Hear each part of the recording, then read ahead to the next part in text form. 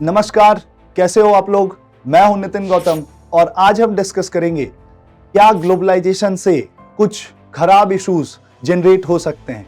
Is globalisation a problem. इसमें एक particular चीज है जो आज हम इस वीडियो में डिस्कस करेंगे कि क्या ग्लोबलाइजेशन फंडामेंटलिज्म या कंजर्वेटिज्म को जन्म देता है। इस सब को समझने के लिए जो पहली चीज आपको समझनी पड़ेगी वो ये है कि ग्लोबलाइजेशन यानी कि वैश्वीकरण क्या होता है। ग्लोबलाइजेशन, मैं जहां तक उम्मीद रखता हूं कि आपको थोड़ा बहुत आइडिया होगा, बट अगर मैं सिंपल सी भाषा में बताऊं तो ग्लोबलाइजेशन का मतलब होता है ग्लोबल सोसाइटीज का इंटरकनेक्टेडनेस। जब सारे देश के समाज एक दूसरे से जुड़ने लगते हैं, इसके कारण जो असर होता है वो इकोनॉमी पे होता है, पॉलिटी पे होता है, कल्चर पे होता है, हर कुछ पे होता है। किसी भी समाज के हर एलिमेंट पे ग्लोबलाइजेशन के कारण असर होता है। पर जब ग्लोबलाइजेशन होता है, पूरी दुनिया जुड़ती है एक दूसरे से, तो उसमें कल्चरल बदलाव भी होते हैं। कहने का मतलब यह है, आज का भारत अगर आप देखते हो तो क्या आज के भारत में बाहर से वेस्टर्न सोसाइटीज से, ईस्टर्न सोसाइटीज से, ऑस्ट्रेलिया से, चाइना से, क्या हम वहां के फूड पैटर्न, ड्रेसिंग पैटर्न, खाना पीना, म्यूजिक, क्या ये हमारे सोसाइटी में एक्सचेंज नहीं हो रहा? बिल्कुल हो रहा है।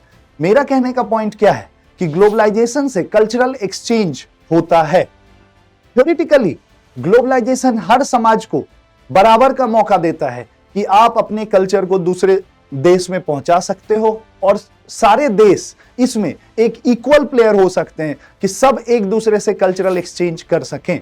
बट ये केवल थ्योरी में होता है। ट्रुथ क्या है कि कल्चरल एक्सचेंज कभी भी बराबर का नहीं होता, इक्वल नहीं होता। हम दुनिया की बात करें तो ग्लोबलाइजेशन के कारण पूरा वर्ल्ड दो टुकड़े में बट गया है। एक में आप ये कह सकते हो कि कुछ मेजर डोमिनेंट कल्चर्स हैं, डोमिनेंट कंट्रीज हैं, जिनका कल्चरल पैटर्न पूरे वर्ल्ड में स्प्रेड हो रहा है। ग्लोबलाइजेशन बराबरी से एक दूसरे का कल्चर फैलाने की बजाय कुछ डोमिनेंट कल्चर्स को स्प्रेड कर रहा है पूरे वर्ल्ड में। और दूसरे तरफ रेसिपिएंट कंट्रीज हैं जो अपना कल्चर तो बाहर नहीं भेज पा रहे, बट बाहर का कल्चर उनकी सोसाइटीज में आ रहा है। समाज में जो डोमिनेंट कल्चर का कल्चर है, उसके आने से जो बदलाव होते हैं उसको लेकर हर आदमी बराबरी से खुश नहीं होता है। अगर मैं बात करूं जो रेसिपिएंट कल्चर है, जो बाहर के कल्चर को रिसीव कर रहे हैं, वहां का समाज जब चेंजेस होता है तो अलग अलग टाइप का रिस्पॉन्स देता है।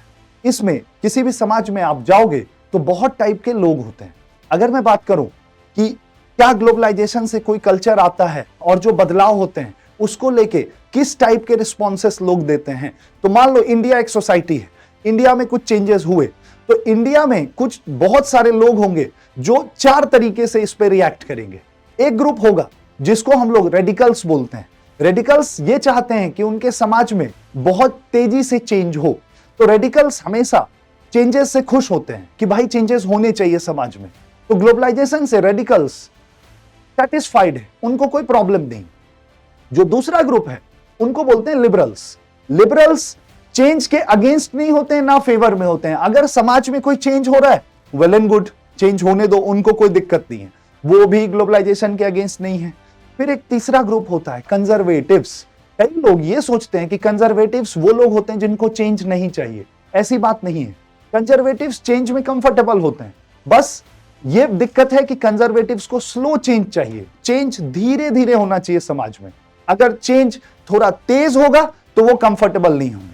चौथा ग्रुप होता है जिसको बोलते हैं फंडामेंटलिस्ट। फंडामेंटलिस्ट को बिल्कुल भी चेंज नहीं चाहिए सोसाइटी में। आज जैसा समाज है 100 साल बाद भी वैसा ही होना चाहिए। 100 साल बाद और बढ़ाओगे 100 साल, फिर भी वैसा समाज होना चाहिए। ऐसे लोगों को हम फंडामेंटलिस्ट बोलते हैं।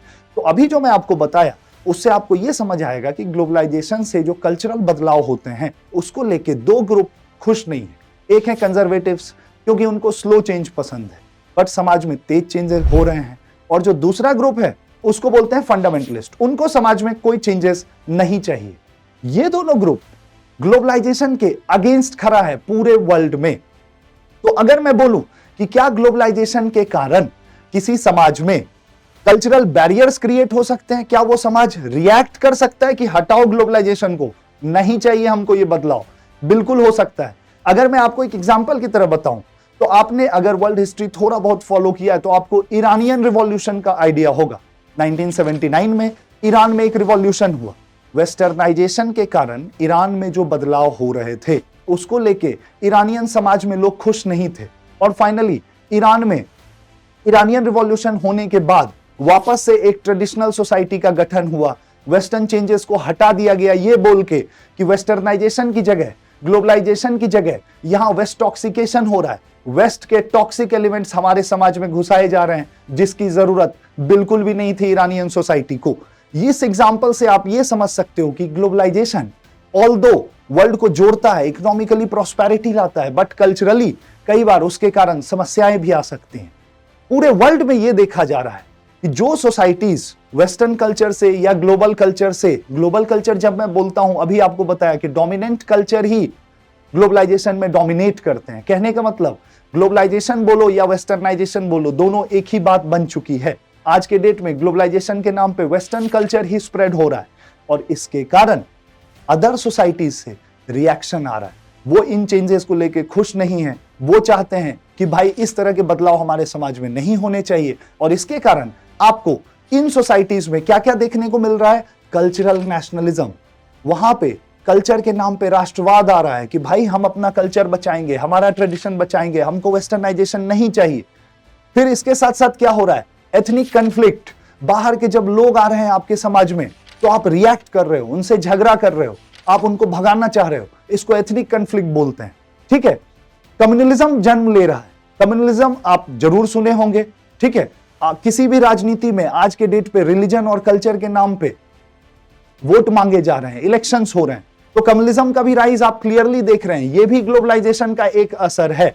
बट ये तो इन समाज की हम बात कर रहे हैं जिनमें ग्लोबलाइजेशन के कारण मेजर बदलाव हो रहे हैं।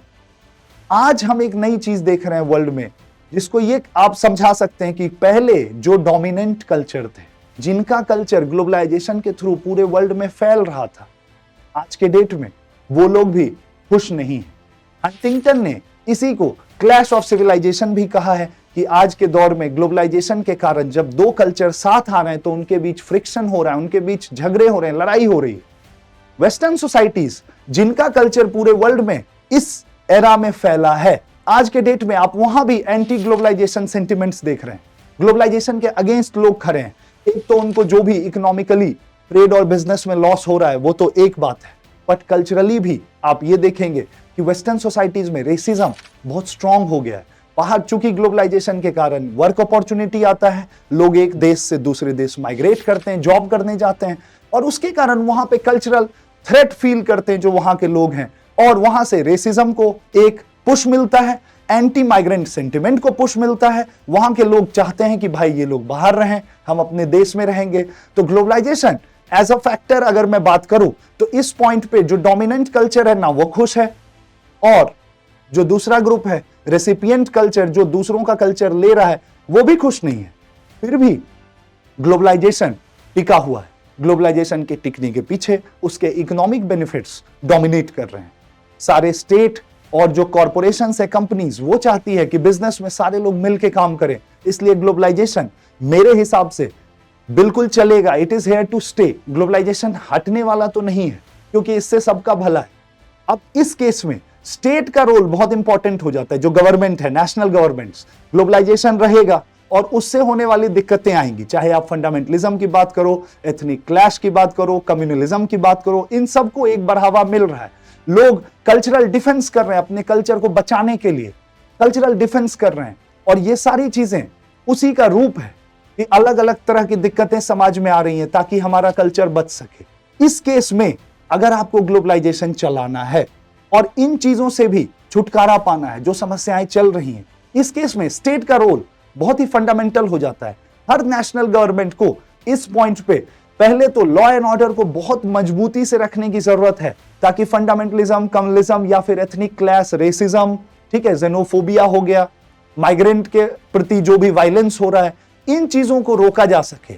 और स्टेट की यह भी जिम्मेदारी है कि सारे स्टेट्स मिलकर यह कोऑपरेट करें कि किसी समाज में इतना ज्यादा चेंज सडनली ना हो कि सच में उस समाज के लोग डरने लग जाएं और बदलाव का रेट डिसाइड हो सके।